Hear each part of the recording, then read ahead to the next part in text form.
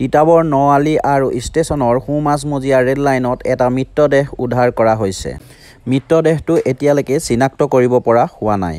বৰ্তমান মৃতদেহটো মৰিয়ানী ৰেলৱে আৰক্ষীয়ে বৰ্তমান যোৰহাট মেডিকেল মৰণোত্তৰ পৰীক্ষাৰ বাবে প্ৰেৰণ কৰা হৈছে।